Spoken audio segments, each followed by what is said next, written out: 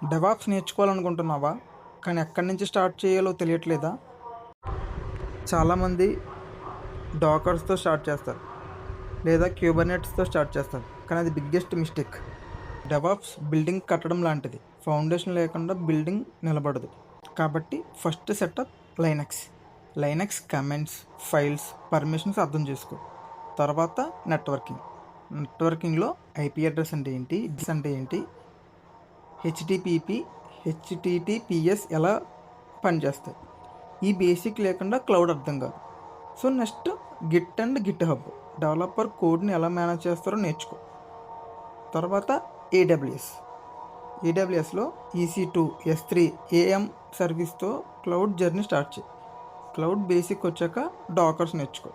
Dakar అప్లికేషన్ని కంటైనర్లో pack చేస్తుంది. ఒక డాకర్ కంటైనర్ రన్ చేయడం నేర్చుకున్నాక క్యూబర్నెట్ స్టార్ట్ చేయి. ఎందుకంటే క్యూబర్నెట్స్ హండ్రెడ్స్ ఆఫ్ కంటైనర్స్ని మేనేజ్ చేస్తుంది. తర్వాత CI అండ్ CD, డెవలపర్ కోడ్ని పుష్ చేసిన వెంటనే ఆటోమేటిక్గా బిల్డ్, టెస్ట్, డిప్లాయ్ అవ్వడం నేర్చుకో. ఫైనల్గా టెర్రాఫార్మ్, ఇన్ఫ్రాస్ట్రక్చర్ని కోడ్తో క్రియేట్ చేయడం నేర్చుకో. Simple road map: Linux, networking, GitHub, AWS, Docker, Kubernetes, CI and CD, Terraform. ఈ ఛానల్ ఫాలో అవ్వండి. ప్రతి కమాండ్ మీకు ప్రాక్టికల్గా చేసి చూపిస్తా 1 minute